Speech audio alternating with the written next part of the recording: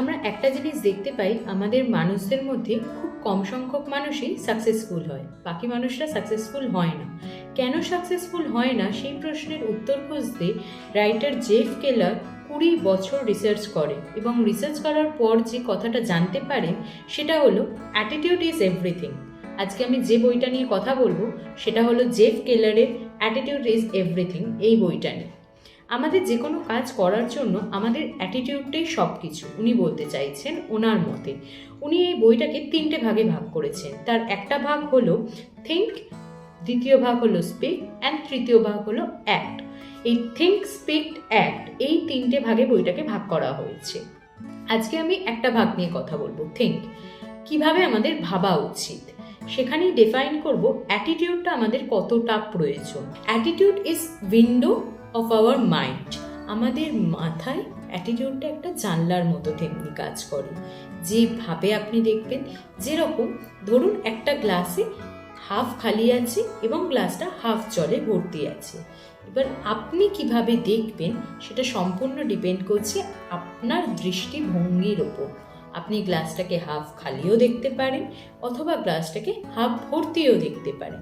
এখানে আমাদের optimist and pessimist দুটি ভাগ কাজ করছে এবং আপনি কোন ভাগটা নিয়ে দেখবেন সেটা সম্পূর্ণ আপনার উপর।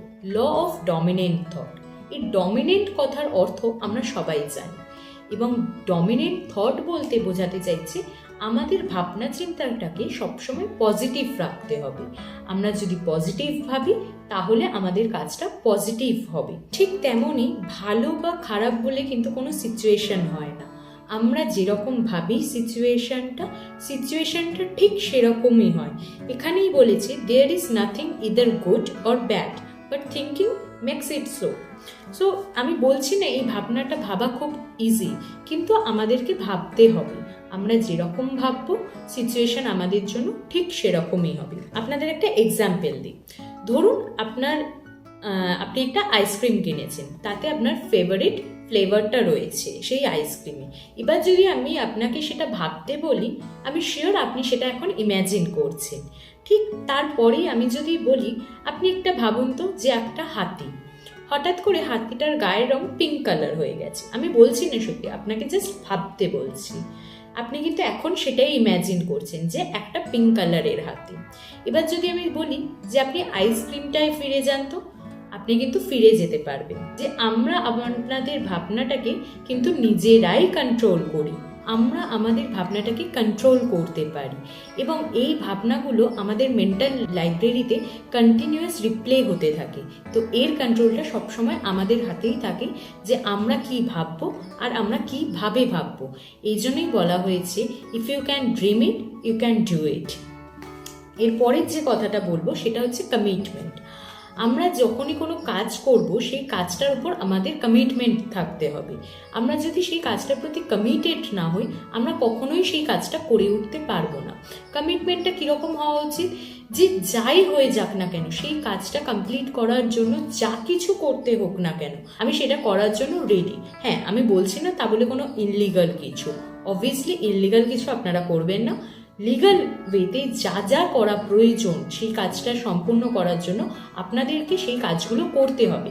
আপনার মাথায় যদি একবারের জন্য এই কথাটা আসে যে না আমি এগুলো করতে রাজি আছি, কিন্তু যদি এইটা আসে সেটা আমি করতে পারবো না, এই যদি থটটা আপনার মধ্যে এসে যায় তাহলে কিন্তু আপনি কাজটার প্রতি কমিটেড নন। আপনি তখনই কমিটেড হবেন যখন আপনি কাজটা করার জন্য যা যা করতে হয় সব কিছু করতে পারবেন।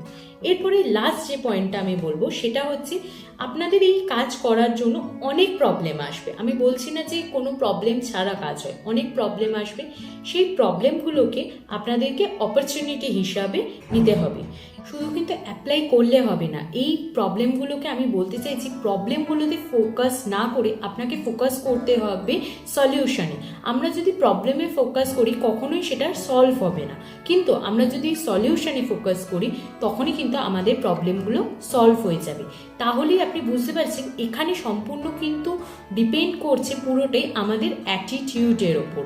আমাদের অ্যাটিটিউড যেরকম হবে সেইভাবে আমাদের কাজ হবে।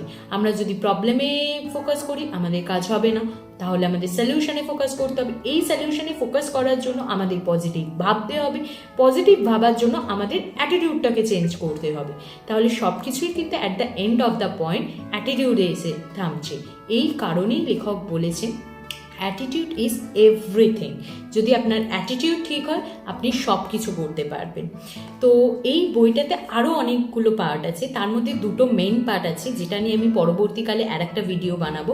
কারণ একটা ভিডিওয়ে আমি যদি অনেক বড় করি সেটা শুনতে কোনো মানুষেরই ভালো লাগবে না, ইভেন আমার নিজেরও খুব বড় ভিডিও বানাতে ভালো লাগে না। তো এই পার্টে আমি এইটুকু নিয়ে কথা বললাম। আশা করছি খুব তাড়াতাড়ি নেক্সট পার্ট নিয়ে পরের দিন আসবো, তখন আপনাদের সঙ্গে নেক্সট দুটো পার্ট নিয়ে কথা বলবো। ততদিন পর্যন্ত ভালো থাকুন, সুস্থ থাকুন, অনেক বই পড়ুন এবং খুব শিগগিরই আসি নেক্সট পার্ট নিয়ে। টাটা।